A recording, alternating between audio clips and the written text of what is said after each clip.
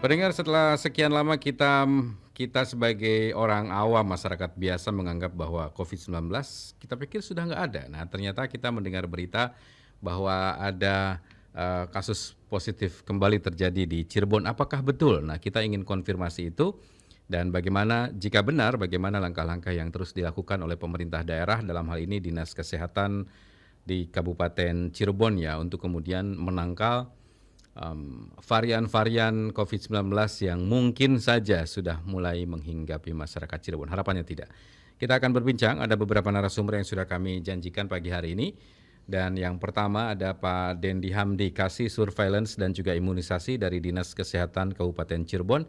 Assalamualaikum, selamat pagi Pak Dendi. Waalaikumsalam, selamat pagi Kang Subhan, selamat pagi pendengar RRI di Kabupaten Cirebon. Baik, apa kabar Pak Dendi pagi hari ini Pak? Alhamdulillah sehat dan harus sehat Kang Subhan. Harus sehat ya Pak ya. Baik, insya Allah kami Betul, semua di sini juga di studio sehat-sehat semua Pak Dendi. amin. Pak Dendi, ini mungkin konfirmasi dulu ya Pak Dendi ya. Kami dengar katanya ada penambahan kasus atau dengar-dengar ada naik kasus. Nah, daripada nanti kami yang beropini kan kami harus tanya langsung nih kepada Pak Dendi. Betul Ya, tidak ini ada kasus naik lagi di kota di Kabupaten Cirebon? Silakan Pak. baik, terima kasih Kang Subhan, para masyarakat Kabupaten Cirebon, pendengar RRI. Mhm. Terkait dengan kenaikan lonjakan kasus, terutama yang terbaru ini adalah terkait dengan varian Omicron, Ya, khususnya di BA4 dan BA5 gitu. Secara nasional memang ada tren kenaikan, terutama ya. di DKI Jakarta. Mhm. Kemudian di Jawa Barat sendiri, sejak awal Juni memang ada indikasi kenaikan, Mhm. meskipun belum signifikan, terutama di daerah ring Jakarta gitu Ya. ya. Nah, jadi di sekitar ring Jakarta ada Bogor, Mhm. Bekasi, Depok gitu ya. Itu memang cenderung ada kenaikan meskipun tidak signifikan. Mhm. Tapi kalau di Kabupaten Cirebon, setelah kita evaluasi minggu kemarin yang terakhir, 19 Juni itu, Mhm. kasus Kabupaten Cirebon masih sangat landai. Ya. Artinya kasus konfirmasi itu juga sangat landai. Kita di minggu kemarin Mhm. hanya ada 2 kasus Mhm. konfirmasi dan semuanya adalah gejala yang ringan dan melakukan isoman di rumah gitu. Mhm. Dan sampai dari Senin sampai hari ini kita belum ada penemuan kasus untuk kasus konfirmasi. Mhm. Mhm. Jadi itu gambarannya Baik. di Kabupaten Cirebon memang selalu kita tidak serta-merta kalau DKI naik kemudian Jabar atau Bandung itu Mhm. naik, Bandung Raya naik, kita biasanya tidak mengikuti pola dari DKI dengan Ya. Bandung, tapi 1 bulan setelahnya baru kita akan ada terjadi pergeseran secara data yang kita himpun seperti itu. Oke, baik. Jadi lebih kepada kewaspadaan ya, Pak Dandi ya, melihat kondisi ring-ring atau daerah-daerah penyangga Jakarta yang sudah mulai terlihat ada sedikit kenaikan begitu ya, Pak Dandi ya. Ya, Nah, ya betul seperti itu. melandainya kasus yang terjadi di daerah kita, Pak Dandi, di Kabupaten Cirebon ini rata-rata mereka memang apa namanya melakukan secara mandiri, mereka merasa ada hal yang tidak sehat dalam dirinya kemudian dites dan akhirnya positif, atau pelaku perjalanan atau bagaimana nih, Pak Dandi? Ya, kita dalam kondisi kasus yang melandai, Mhm. tidak berarti Dinas Kesehatan dengan jajarannya kita bersantai Iya, ria iya, gitu. betul. Mhm. Tapi kita terus melakukan upaya mitigasi agar tidak terjadi lonjakan kasus kembali. Mhm. Kita sudah banyak belajar dari serangan pertama, badai pertama, kemudian serangan Delta yang sangat dahsyat di bulan Mhm. Juni-Juli 2021, Mhm. yang menjadi bekal kita bisa menangkal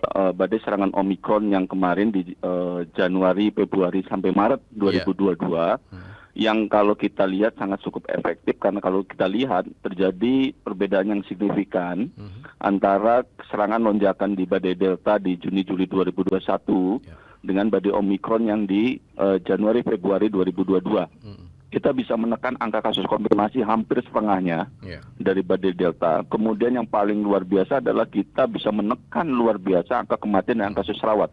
yang sangat jauh berbeda dibanding dengan varian Delta gitu. Nah, upaya apa yang kita lakukan saat itu dan sampai saat ini? Yang pertama tentunya kita terus melakukan upaya edukasi kepada masyarakat. Ya.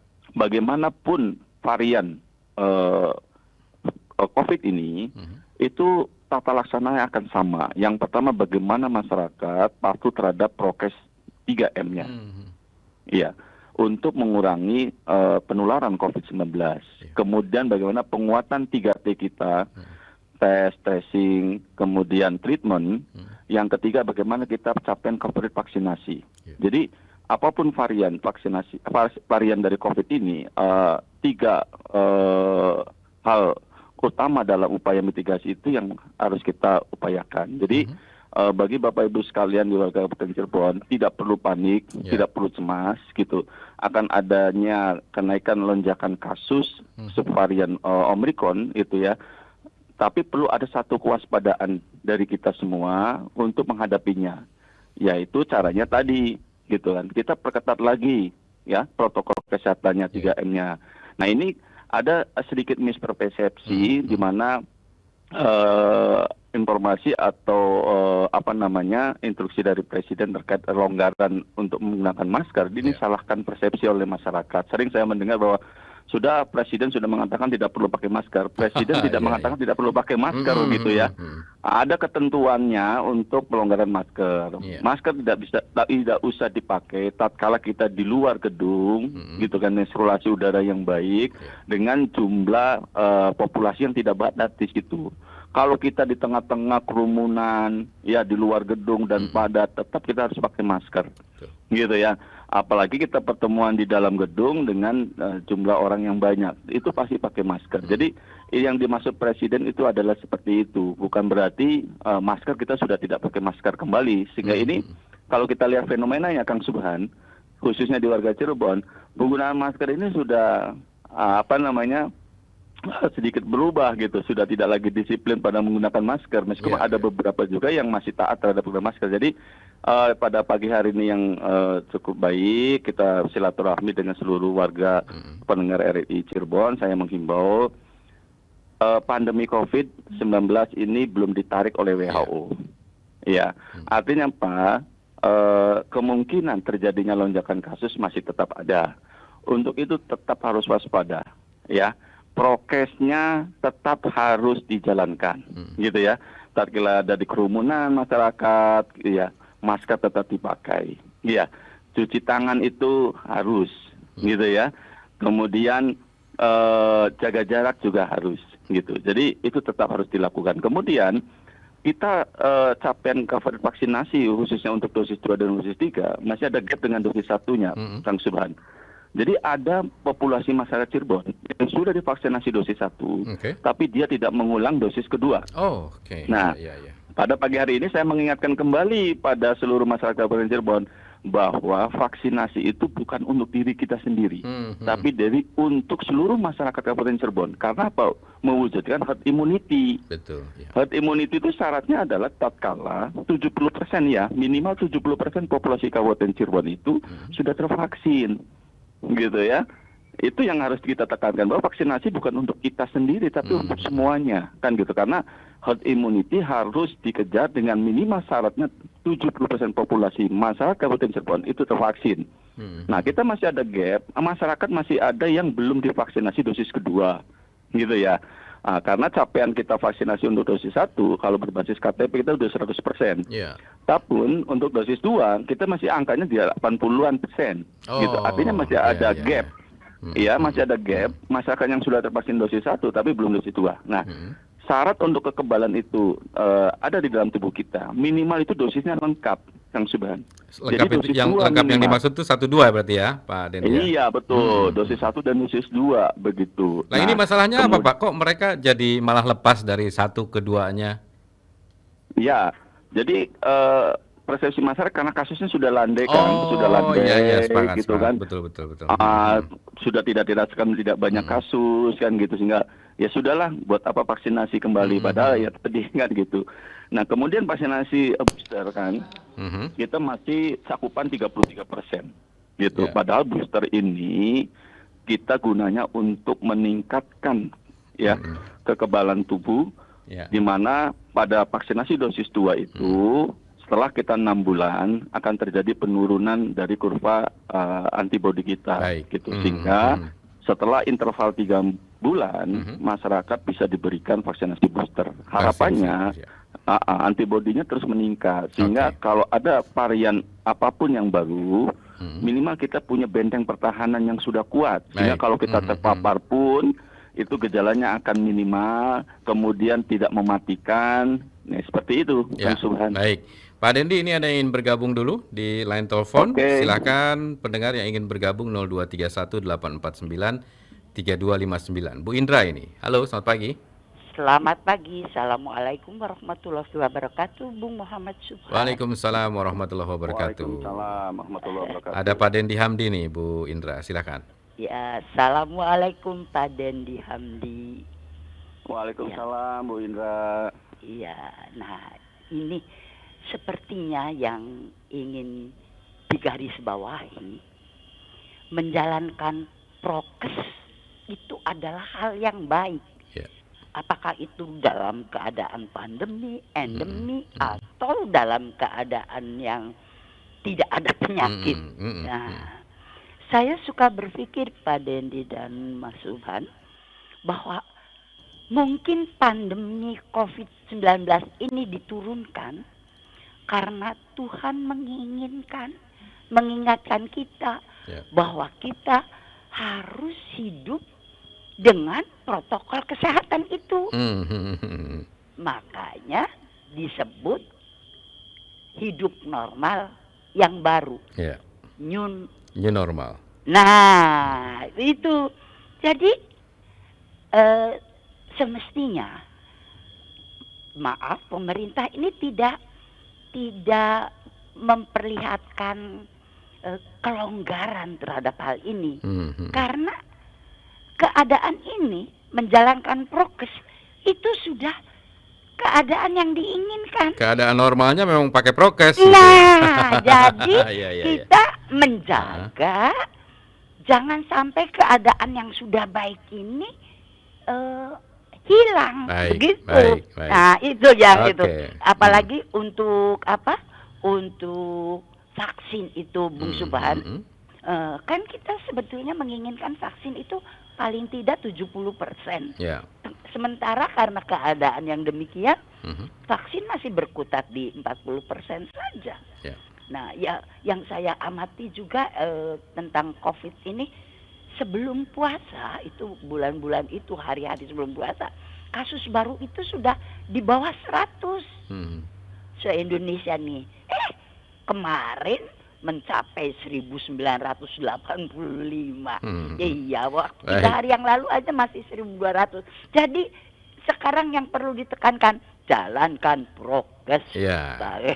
Baik. Terima kasih. Terima kasih Bu Indra. Assalamualaikum warahmatullahi wabarakatuh. Waalaikumsalam warahmatullahi wabarakatuh. Pak Dandi, sebelum kita jawab atau tanggapi dari Bu Indra, istirahat sejenak ya Pak Dandi ya, 1 menit saja. Nanti kita akan lanjutkan lagi, mohon tidak ditutup teleponnya. Pancasila terbukti bisa mempersatukan segala perbedaan dari seluruh anak bangsa di negara besar ini.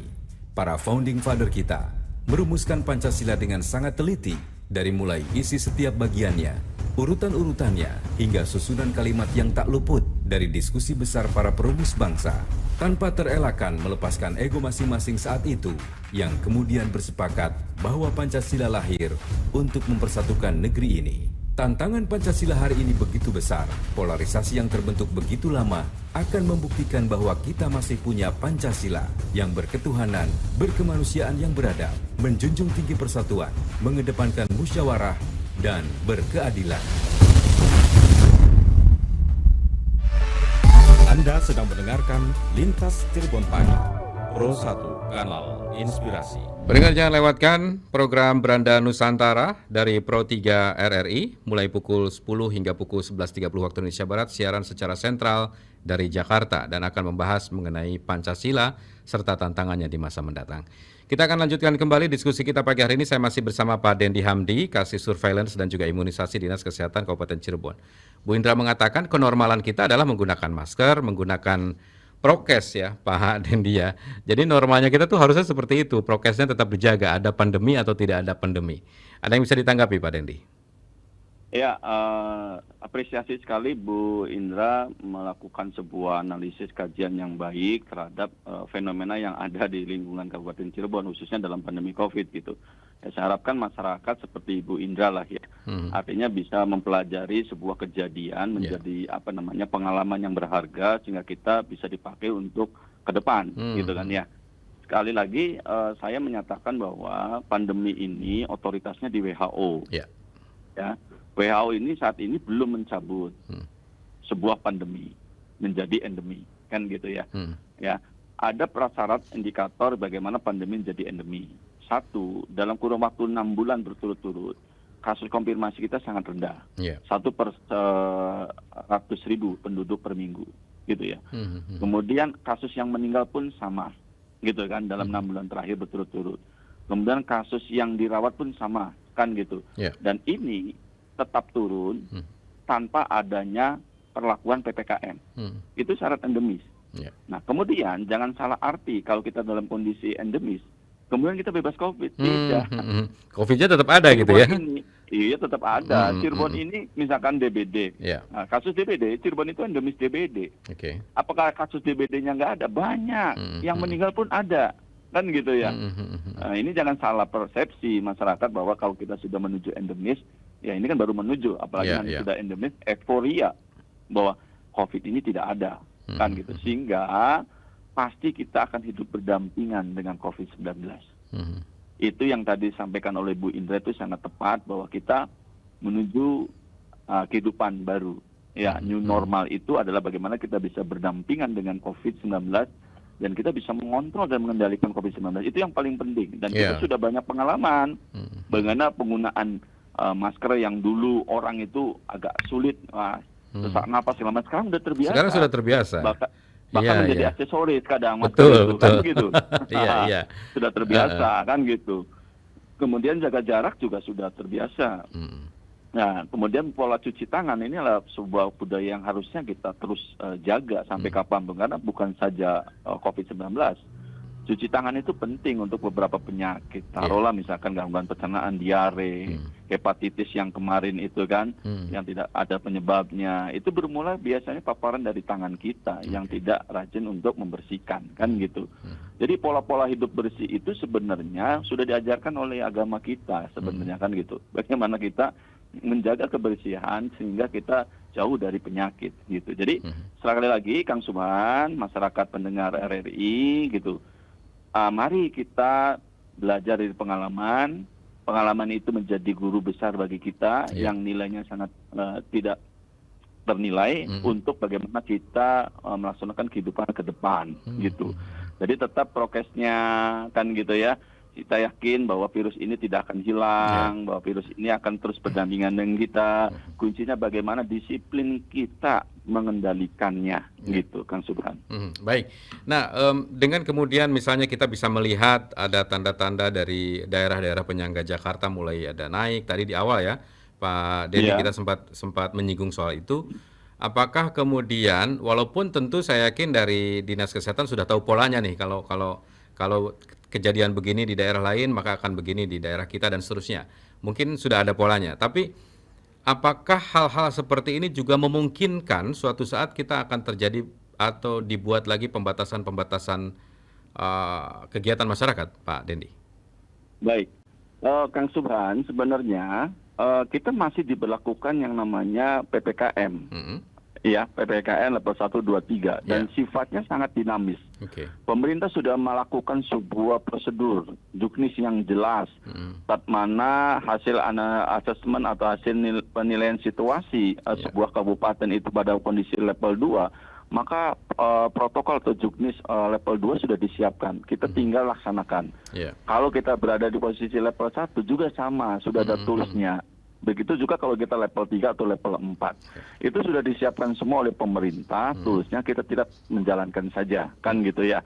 Nah, bicara tadi terkait dengan pola gambaran lonjakan kasus, betul. Kalau kita belajar dari epidemiologi gitu, surveillance yang kita lakukan gitu. ada pola-pola yang ada di Kabupaten Cirebon. Polanya adalah kita mengalami pergeseran tatkala terjadi peningkatan kasus di sekitar penyangga DKI dan Bandung Raya. Itu polanya adalah 1 bulan biasanya, Kang. 1 bulan setelah mereka naik di daerah penyangga, kemudian di Bandung itu naik, maka 1 bulan berikutnya kita akan mengikuti terjadi tren kenaikan. Itu yang pengalaman kita terjadi. Kemudian kalau kita pelajari data surveillance kita, lonjakan kasus di Kabupaten Cirebon dari mulai awal, kemudian serangan Delta, serangan Omikron, itu siklusnya adalah 6 bulanan, Kang. 5 sampai 6 bulan. Jadi serangan pertama kita itu November 2020. Kemudian 6 bulan kemudian kita di bulan Juni Juli mengalami lonjakan varian Delta. Gitu ya. Kemudian 6 bulan berikutnya di Januari Februari kita mulai naik lagi, Kang. Kan gitu ya. Nah, kalau kita polanya masih sama, maka prediksi kenaikan lonjakan kasus itu adanya di bulan Juli Agustus ini, Kang. Bulan depan ya. Iya, di bulan Juli dan Agustus ini kalau kita ngelihat polanya, kan gitu ya. Dan selalu polanya antara daerah DKI dan penyangga DKI dan Bandung Raya itu naik, kemudian sebulan berikutnya itu akan pindah ke kita ada begitu kenaikan. Ada kenaikan di Kabupaten Cirebon. Kalau kita belajar dari surveillance yang kita kumpulkan, data-data yang kita lakukan analisis, itu seperti itu. Baik. Saya kejar-kejaran dengan waktu nih kayaknya nih, sudah diingatkan ini. Nah, ini Pak Dendi, kalau 1 bulan maka akan terjadinya kemungkinannya bulan depan. Apa nih Pak yang akan terus dilakukan? Fokusnya apa sekarang maka dari Dinas Kesehatan? Tentunya kita tidak berhenti dalam upaya mitigasi.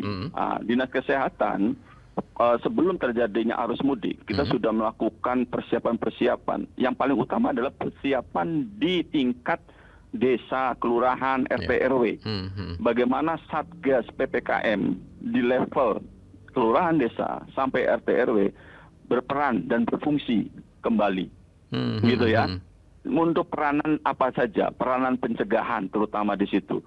Peranan untuk promotif, mengingatkan kembali warganya, masyarakat, warga kita jangan euforia, COVID masih ada. Iya kan, kencangkan kembali prokesnya, kan gitu. Masyarakat yang belum vaksinasi, segeralah vaksinasi, kan gitu. Ingat, kita akan menghadapi lonjakan kasus. Lonjakan kemungkinannya ya. Lah ini masalahnya nih Pak Dendi, kalau dulu itu kita bisa melihat ya Pak Dendi. Ini mohon maaf sambil saya potong-potong ya, boleh ya Pak Dendi ya? Boleh. Beberapa bulan yang lalu atau ketika kita ada badai Delta dan seterusnya, kita lihat orang hajatan saja. Orang hajatan itu walaupun tidak semuanya pakai masker, tapi paling tidak begitu kita nulis di buku undangan tuh ada masker, Pak. Nah, hari ini tuh orang hajatan hajatan aja nggak nyediain masker, nggak nyediain cuci tangan dan seterusnya. Apa ini akan jadi indikator bahwa masyarakat kita udah benar-benar merasa sudah biasa-biasa saja menghadapi apapun resiko dari kemungkinan badai yang akan terjadi lagi? Ya itu Kang Subhan. Jadi memang kita harus belajar dari pengalaman seperti Bu Indra tadi. Bagaimana mencermati pengalaman kita yang tidak baik masa sebelumnya. Badai Delta, badai Omikron gitu ya. Yang ini perlu kita antisipasi dan ini perlu ada kesadaran, self awareness dari seluruh masyarakat gitu kan. Kita memang tidak henti-hentinya, Dinas Kesehatan, seluruh komponen pemerintah daerah melakukan edukasi, promosi kesehatan, kan gitu ya, mengingatkan warganya. Tapi balik lagi kalau masyarakatnya merasa, kita ini kan sudah nggak ada COVID-nya, udah bebas, kan gitulah. Nah ini makanya kita sebelum arus mudik Lebaran Idul Fitri gitu kan, kita kencangkan para satgas tingkat kelurahan desa sampai RT RW agar berfungsi kembali, mengingatkan warganya, karena mereka terdiri dari beberapa tokoh masyarakat yang berpengaruh ke masyarakatnya, kan gitu ya. Sehingga kalau mereka yang menyampaikan, mereka yang proaktif gitu kan di lingkungan mereka gitu, ini akan lebih jauh lebih efektif daripada kita dari kabupaten keliling tiap desa segala macam, kan gitu ya. Nah, kemudian setelah prokes ini diperketat oleh PPKM Mikro, balik lagi, segera masyarakat yang belum tervaksinasi, gitu ya, segera datangi pusat layanan kesehatan yang sampai saat ini sebenarnya Dinas Kesehatan dan seluruh jajarannya, baik puskesmas rumah sakit, tiap hari buka layanan. Dia pasti buka layanan. Namun memang partisipasi masyarakat cukup rendah. Gitu. Iya, iya. Cukup Karena rendah. karena menganggap sudah landai itu ya Pak Dendi ya. Ya, ngapain vaksin lagi kan gitu. Sudah dua cukup. Padahal booster ini untuk meningkatkan gitu kan gitu. Ada kabar yang sempat saya dengar katanya sampai ke booster itu masih bisa menangkal subvarian yang baru ini, betul ya Pak Dendi ya? Iya, jadi konteksnya itu kan kalau kita booster, namanya juga booster, menambah, kan gitu, memberikan penambahan, kan gitu, ya kan gitu, memberikan penambahan. Jadi memang sangat penting booster ini bagi masyarakat yang belum, apalagi yang dosis 2-nya belum divaksin, kan gitu, artinya belum lengkap, gitu. Kemudian yang ketiga Kang Subhan, yang paling penting adalah bagaimana kita perlakuan untuk para pelaku perjalanan. Ini penting, mengingat Pak Subhan, kalau kita amatin ya, Kabupaten Cirebon gitu, itu pintu akses tol itu paling banyak loh. Ada 5 pintu akses tol yang bisa ya masyarakat di luar Cirebon atau Cirebon yang mobilisasinya tinggi, itu luar biasa pergerakan mobilisasinya, gitu lah. Ya, sehingga orang yang dari sekitar Jakarta, Ring Jakarta, Bandung Raya, itu kan polanya kalau weekend ke Cirebon, Kang, sekarang. Iya. Nah, ini harus kita perlakukan lagi dengan ketat. Ada penggunaan screening digital Peduli Lindungi yang sudah dianjurkan oleh pemerintah, dipasang di mana layanan masyarakat di layanan publik. Contohnya misalkan restoran, tempat wisata, mall.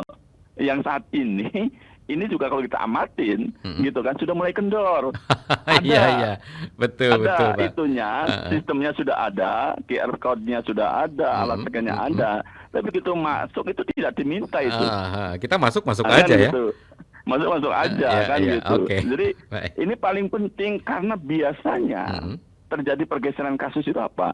Karena tadi bahwa Cirebon ini adalah kota atau kabupaten di mana aksesnya untuk masyarakat Ring Jakarta, kemudian Jakartanya sendiri dan Bandung Raya cukup mudah karena selalu dilalui kan kita perhatikan hotel kita penuh tempat wisata kita penuh, kuliner kita penuh gitu. Kita lihat letter mobilnya coba B, D gitu. Kan gitu kan? Ya. Nah, ini harus kita kencangkan dengan sistem yang sudah ada. Sebenarnya toolsnya sudah ada. Itu kan Subhan. Baik, dari indikator-indikator tersebut, maka kalau Pak Dendi bilang bahwa sebulan berikutnya akan naik di kita itu, maka bisa saja terjadi ya Pak Dendi. Aduh, harapannya sih tidak ya Pak Dendi ya. Baik, betul. Terima kasih Pak Dendi waktunya untuk RRI pagi hari ini. Sama-sama. Saya yakin kita akan terbebas dari kemungkinan badai lagi nih Pak Dendi ya. Dengan apa namanya ya? Dengan kita prokesnya lebih ketat lagi. Terima kasih Pak Dendi, sehat-sehat selalu Pak Dendi. Terima kasih, sama-sama. Assalamualaikum. Waalaikumsalam. Selamat pagi Pak Dendi. Baik, Pak Dendi Hamdi, Kasih Surveillance dan Imunisasi Dinas Kesehatan Kabupaten Cirebon. Pendengar selanjutnya kami juga akan pantau ini bersama reporter kami untuk pagi hari ini di Lintas Cirebon Pagi.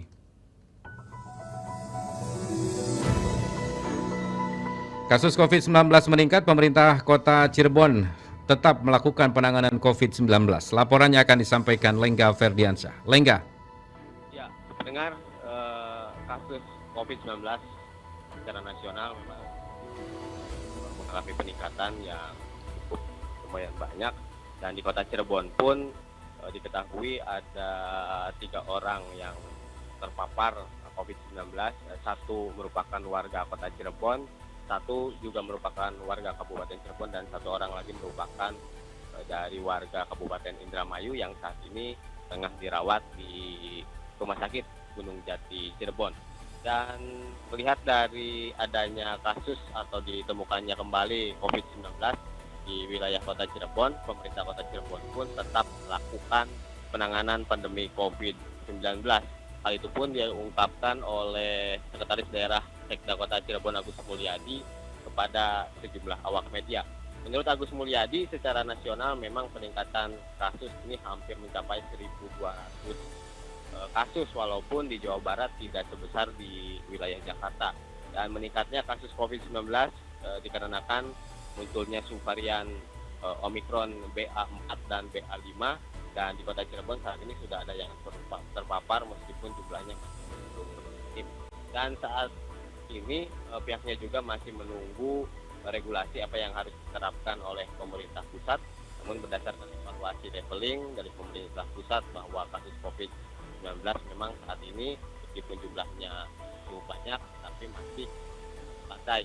Dan pemerintah Kota Cirebon juga tetap melakukan penanganan sehingga penyebaran COVID-19 di Kota Cirebon diharapkan juga bisa terkendali, dan pihaknya juga sudah memiliki pola-pola penanganan COVID-19 yang mana memang sebelumnya pola-pola ini sudah diterapkan saat kemarin sedang santer-santernya COVID-19. Dan di sisi lain juga anggaran pandemi COVID-19 yang memang sudah dialokasikan oleh pemerintah Kota Cirebon, diantaranya untuk testing, tracing, ruang isolasi, dan kebutuhan lainnya untuk penanganan COVID-19 sudah dialokasikan pada belanja tak terduga, sehingga kesiapan rumah sakit baik itu ruang perawatan, ruang ICU, tempat tidur, dan semuanya sudah dipersiapkan. Dan pihaknya juga mengaku bersyukur bahwa tingkat vaksinasi di Kota Cirebon sudah cukup tinggi, sehingga ini menjadi kekuatan bagi Kota Cirebon untuk bisa menggeliatkan perekonomian di wilayah Kota Cirebon. Demikian rekan M. Subhan, kembali ke studio. Laporan disampaikan Lengga Ferdiansah, kasus COVID-19 meningkat, pemerintah Kota Cirebon tetap melakukan penanganan COVID-19. Anda sedang mendengarkan Lintas Cirebon Pagi, Pro 1, Kanal Inspirasi. Kita masih terus hadirkan diskusi kita mengenai apakah betul ada kenaikan kasus COVID-19 di Cirebon. Ya, pasca beberapa daerah penyangga Jakarta ini sudah mulai terlihat. Tapi kalau tadi kata Pak Kasih Surveillance, Pak Dendi mengatakan biasanya siklusnya 1 bulan setelah daerah-daerah penyangga Jakarta itu naik, biasanya akan pindah ke kita.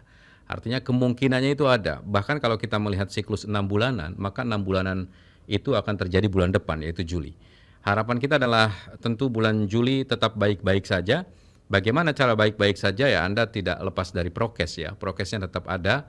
Jangan Anda berpikir bahwa pandemi ini berakhir. Bahkan kalau kita sudah terbiasa, pandemi nggak pandemi ya, masker tetap dipakai. Bahkan lebih nyaman mungkin bagi sebagian dari Anda.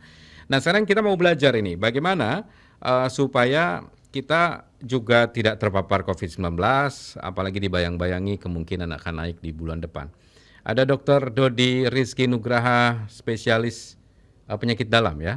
Dokter spesialis penyakit dalam dari Rumah Sakit Walid Kabupaten Cirebon. Kita akan langsung sapa, sudah ada di ujung telepon. Assalamualaikum dokter. Waalaikumsalam warahmatullahi wabarakatuh, Pak Subhan ya. Ya, selamat pagi. Sehat dokter ya? Alhamdulillah. Alhamdulillah.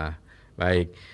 Dok, ini kalau tadi sebelum dengan dokter, saya dengan Pak Kasih Surveillance, Pak Dendi mengatakan kalau kita bicara soal siklusnya, kemungkinannya kan kewaspadaan ada di bulan Juli nih untuk Kabupaten Cirebon, mengingat siklus 6 bulanan lah begitu.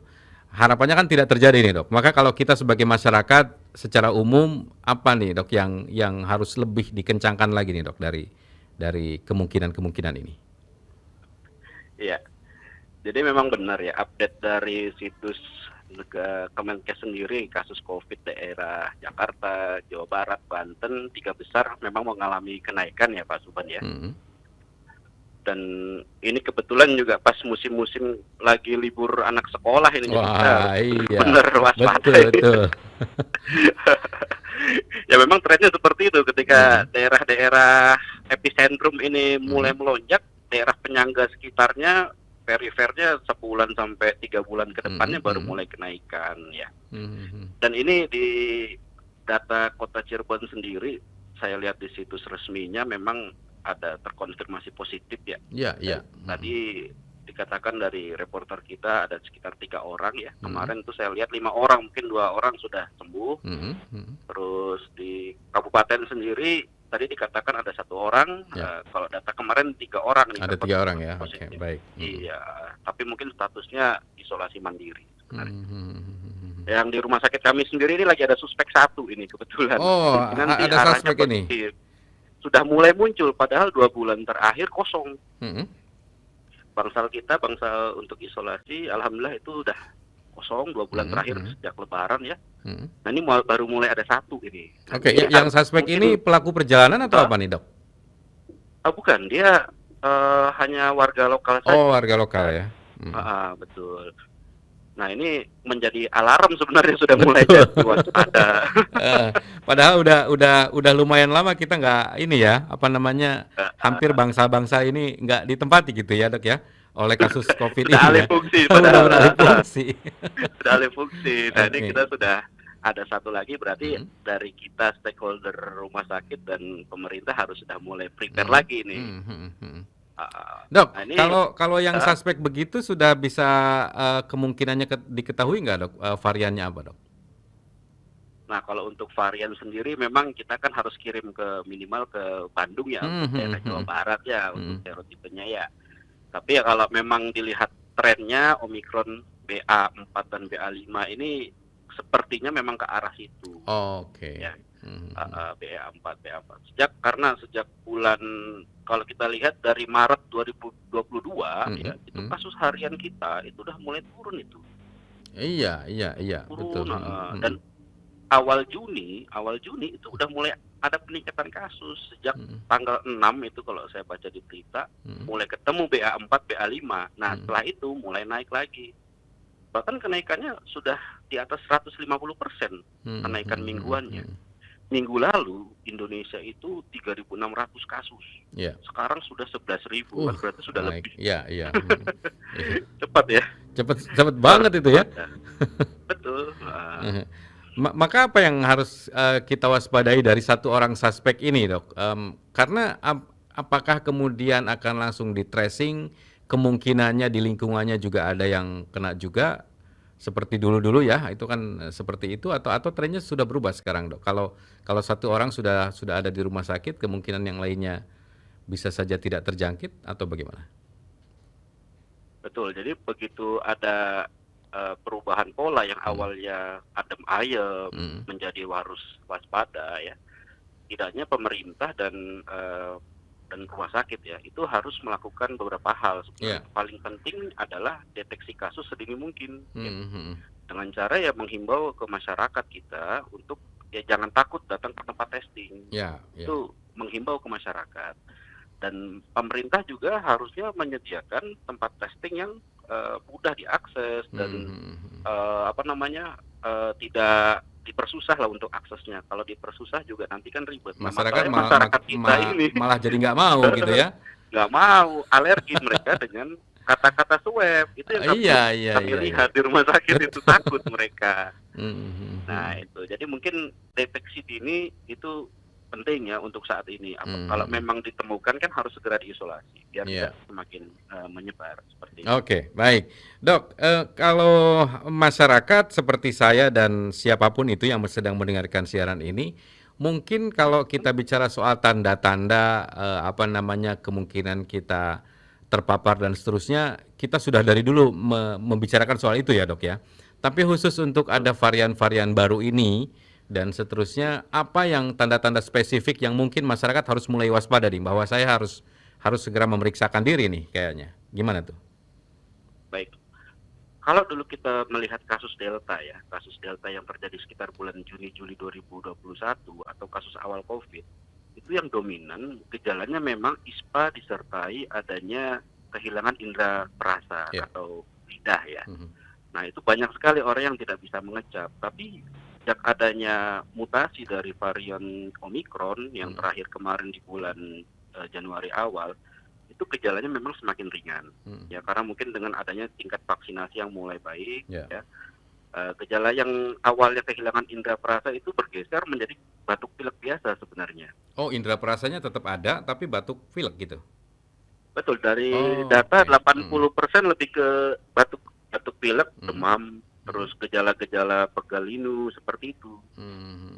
Jadi hampir sama kayak orang masuk angin nih kalau boleh bilang ya. Maka mungkin kita akan nganggap bahwa itu masuk angin biasa gitu ya dok ya. Susahnya di situ. Jangan-jangan ada Omikron. Jangan-jangan ada Omikron ya. Gitu ya. Lah kalau begitu kemungkinannya sebenarnya ada orang-orang tertentu misalnya seperti saya yang ketika saya tidak pernah merasakan positif COVID misalnya ya, atau orang-orang di luar sana yang tidak pernah merasakan COVID, Maka ketika beberapa hari lalu atau seminggu lalu atau sebulan lalu merasa tadi misalnya ada batuk, pilek, demam, agak-agak nyeri di badan, itu bisa saja sudah terkena sebenarnya. Betul sekali. Memang yang Oh. mengalami kasus seperti ini, alangkah baiknya dilakukan tracing, minimal antigen. Dan lucunya memang banyak inbox, WA, DM ke saya Iya. sudah mulai mengeluh seperti itu di 3 hari terakhir ini. Oh gitu ya. Waduh. Saya suruh tracing. Ini saya langsung ngecek badan saya ini dok, ini ada sakit badan nggak nih? Gitu ya. Tapi alhamdulillah Iya. nih aman-aman. Oke, dok, mohon tidak ditutup teleponnya ya dok ya, 1 menit saja dok. Nanti Baik. kita akan lanjutkan lagi dok diskusinya pagi hari Baik. ini. Kerajaan Arab Saudi kembali membuka kesempatan masyarakat dunia untuk beribadah haji tahun ini. Keputusan ini disambut gembira para calon jemaah haji asal Indonesia yang sudah tertunda sekian lama. Di tengah masih adanya pembatasan, alhamdulillah, saudara kita bisa berangkat ke Tanah Suci menjemput panggilan Allah Subhanahu wa taala. Radio Republik Indonesia Cirebon memberikan informasi seputar aktivitas jemaah haji asal Cirebon dalam Info Haji 2022 bersama petugas haji dan kontributor RRI di Mekah Al-Mukarramah dan Madinah Al-Munawwaroh. Dengarkan setiap hari di Pro 1 RRI Cirebon pukul 10 waktu Indonesia Barat setelah berita daerah berbahasa Sunda. Simak secara video on demand di YouTube channel RRI Cirebon.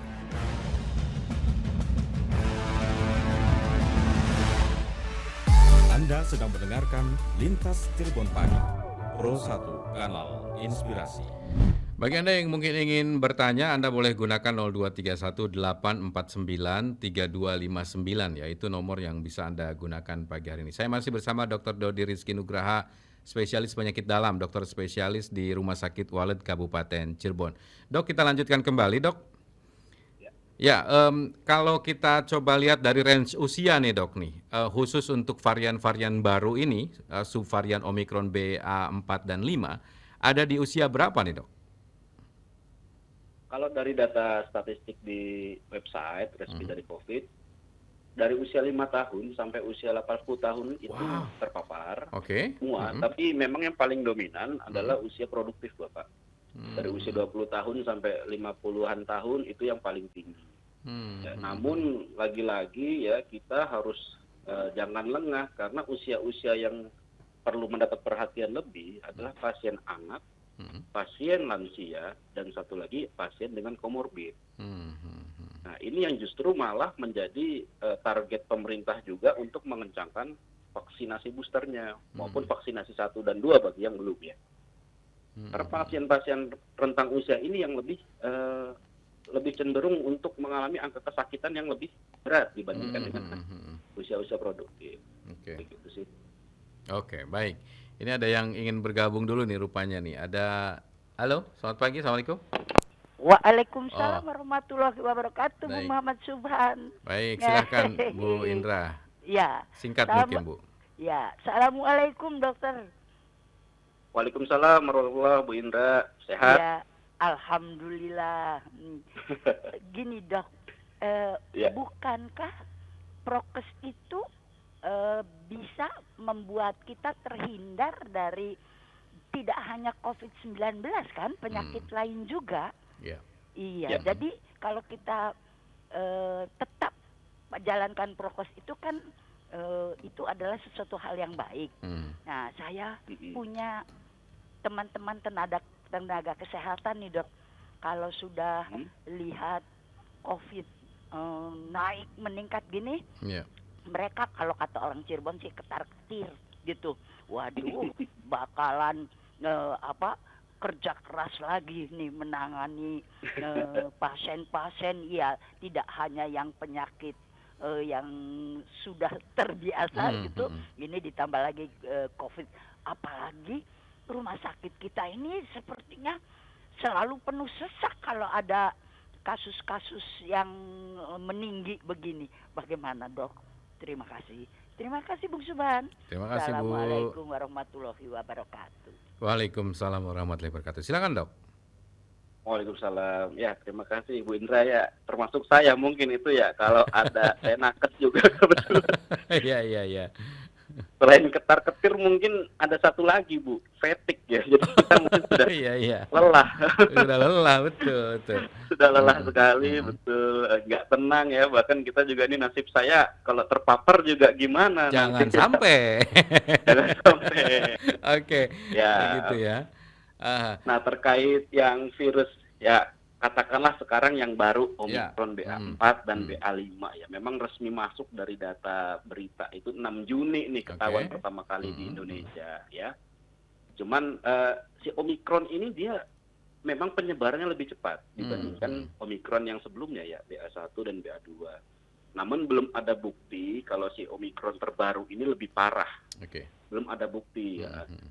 Dan berita baiknya memang angka kesembuhannya yang saat ini kita lihat cukup tinggi ya, hampir 98% alhamdulillah. Ya.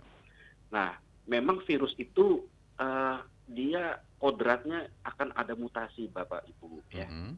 Mungkin dulu waktu Juli yang 2 tahun lalu itu kan berat ya, gejala Ya. Delta, rumah sakit Delta, penuh. betul. Hmm. Ya, makanya pemerintah mengencangkan vaksinasi, Hmm. kekebalan.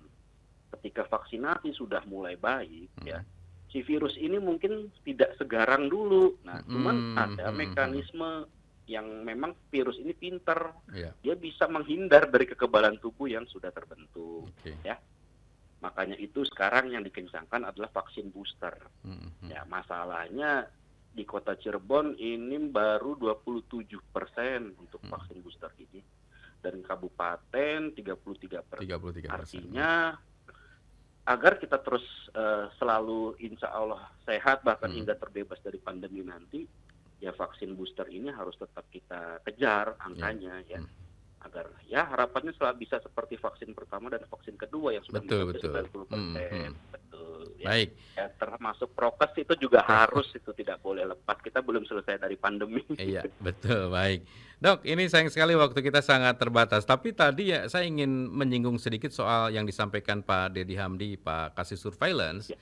Ada sebagian masyarakat kita yang sudah vaksin satu, tapi melihat kondisinya melandai, mereka jadi tidak vaksin kedua. Artinya mereka lepas nih. Harusnya kan ada rentan waktu ya dok ya, antara ke satu dan kedua itu ada rentan waktu yang cukup lah begitu. Tapi kalau misalnya sampai lepas begitu, apa yang akan terjadi? Mereka kehilangan pertahanan tubuhnya hanya sebatas itu, atau justru kalau misalnya nanti akan mengulang, maka mereka harus mengulang dosis satu lagi atau gimana? Ya betul. Jadi vaksin itu kan prinsipnya pemberian kekebalan tubuh ya, tentara di dalam badan kita. Iya. Nah, yang pertama itu nanti ada jangka waktunya. Jadi ketika dia sebelum turun, ditambah lagi biar naik lagi kadar. Betul. Nah, ketika sudah melewati jangka waktu tertentu, ya dia akan turun hingga hilang. Jadi ya, saya dibilang ya mubazir, bahkan sampai tidak punya kekebalan. Nah, memang untuk masyarakat kita ya lebih lagi kita kembali ke edukasi ya, ke masyarakat. Jangan bosan lah ibaratnya memberikan himbauan. Iya, ya. betul. Gitu. Jadi kalau satunya sudah terlalu lama ya mungkin perlu dilakukan booster lagi, tidak apa-apa ya. Nah, nanti sebenarnya kalau mau valid kita bisa cek sebenarnya kadar booster itu, kadar antibody Yang ada di dalam tubuh kita. pasien. Dalam tubuh kita oke. itu bisa di lab terdekat bisa. Baik. Baik dokter, terima kasih. Tapi mungkin terakhir masih ada yang ingin disampaikan khusus untuk masyarakat Kabupaten Cirebon dok, mengingatkan kembali kita untuk mengetatkan lagi prokesnya, jangan lengah dan seterusnya mungkin. Silakan dokter. Baik, untuk menyikapi adanya kemungkinan lonjakan di 1 bulan, 2 bulan ke depan, setidaknya ada 3 yang harus kita lakukan. Yang pertama, jangan enggan untuk deteksi atau tracing sedini mungkin. Iya. Apalagi gejalanya hanya dianggap seperti masuk angin, tapi kalau sudah ada masuk angin yang agak berbeda, silakan ceklah minimal antigen untuk tracing, atau bisa datang ke puskesmas terdekat. Yang kedua, jangan sungkan untuk vaksinasi, khususnya pada kelompok-kelompok yang rentan. Ada 3, yaitu pasien dengan komorbid seperti diabetes, ya, terus penyakit jantung, ya, kemudian anak-anak dan lansia. Nah, ini yang perlu saya tekankan di sini, kebanyakan malah pasien dengan komorbid itu malah minta surat untuk tidak divaksin. Nah, kebalik ini sebenarnya. itu harus diluruskan itu. Jadi sebenarnya malah populasi seperti ini yang harus vaksin ya. Nah, yang ketiga, jangan lupa kembali menjalankan protokol kesehatan. Karena faktanya dunia bahkan Indonesia belum usai dari pandemi. Terima kasih. Baik. Dokter Dodi, terima kasih dok waktunya untuk RRI diskusi pagi hari ini. Bermanfaat sekali Terima kasih, tentu Pak untuk kita Tuban. semuanya, Ya. termasuk juga untuk saya tentu. Terima kasih dokter, sehat-sehat selalu, sukses Ya, selalu. terima kasih. Assalamualaikum. Waalaikumsalam warahmatullahi wabarakatuh. Dr. Dodi Rizky Nugraha, spesialis penyakit dalam, dokter spesialis di Rumah Sakit Walet Kabupaten Cirebon. Dan pendengar, kami akhiri diskusi kita pagi hari ini. Mudah-mudahan akan menguatkan kita kembali. Jadi diskusi ini mudah-mudahan jadi booster gitu ya. Setelah Anda juga di booster menggunakan vaksinasi, mudah-mudahan diskusi ini juga jadi booster. Jadi Anda diingatkan kembali bahwa pandemi belum berakhir. Dialog kami akhiri. Selamat pagi.